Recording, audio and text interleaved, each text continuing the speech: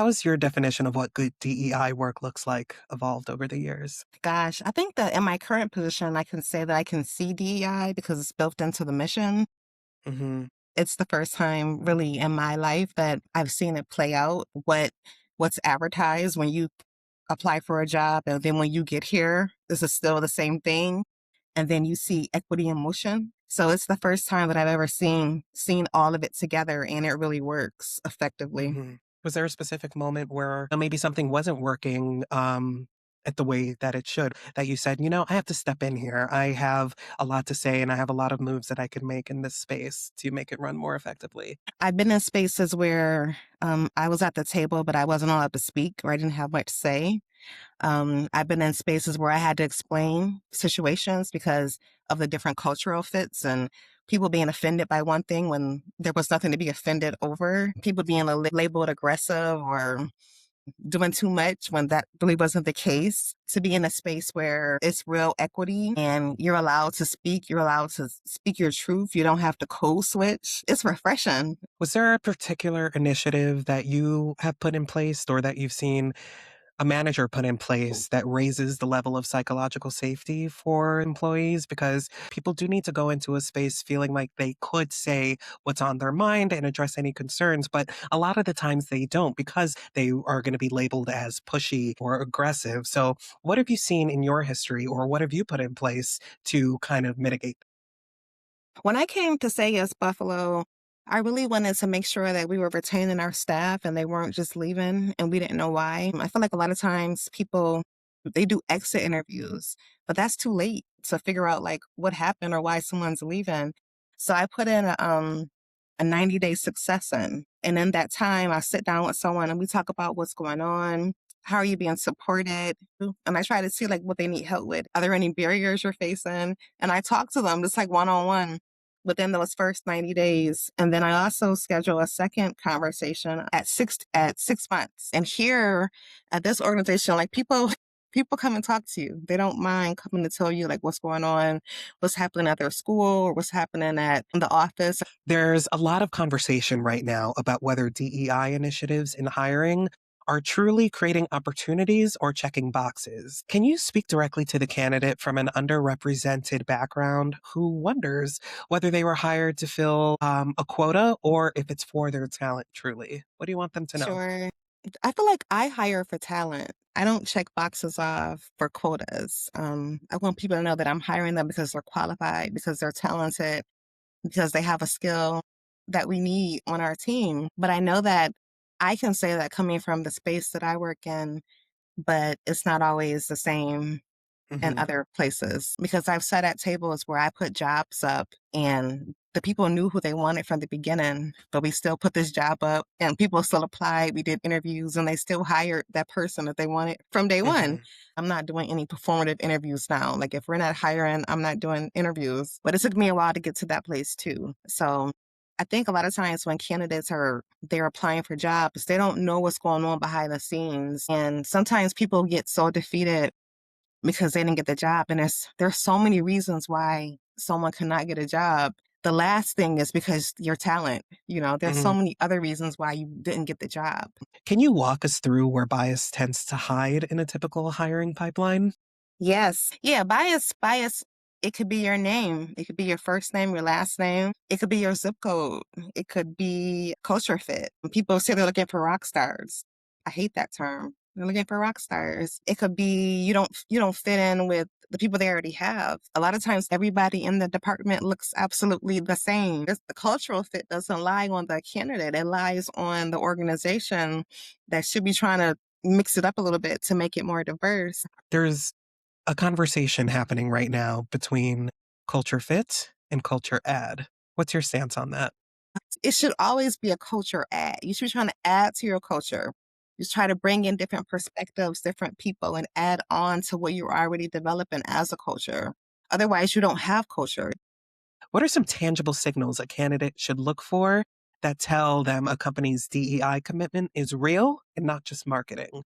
I think I would ask for the data. When you look at that company, you look at their advertisements, like what do you see? Who are they catering to? What's the demographics of people that they serve? Does the staff reflect the people that they serve? I think that more candidates should be going in like, not do they want me, but like, do I want to work for them? Do I want to be Mm, here? Is my mental health going to be okay here? Can I do a tour? But you always want to know like, who already works here and what do they do? Are they only in like entry level positions? What does management middle staff look like? How many women are here? How many women are in leadership? And I always ask like, what does senior leadership look like? And what does the board look like? Because those are the people who make the decisions. And if you don't see yourself reflected enough, it's probably not going to be that many people making decisions that look like you for you. So, LaTanya, there are candidates out there who have skills, they have the drive, they have the experience, but they've never had somebody in a position like yours in their corner. Can you speak to that person and what would you want them to know? I feel like I've been there, but I've always found people to help me along the way. Building your relationships and building your network is so important. Hmm. Everyone needs a mentor. Try to find one that looks like you, that can help you. But you have to start. You have to start somewhere. Making those connections and making those friends. And then you see those friends out in spaces and you guys talk about stuff all the time. Like I pass candidates from different organizations.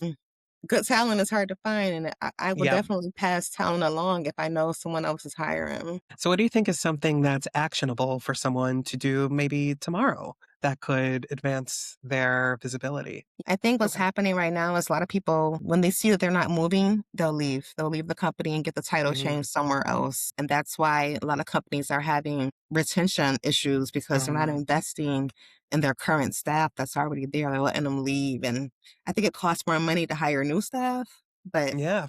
that's what's happening right now. So, when it comes to building an inclusive hiring process, what does that look like when a company builds that process from the ground up? I think we have to start with like asking like what kind of problems we're going to solve. How are we going to define what success looks like?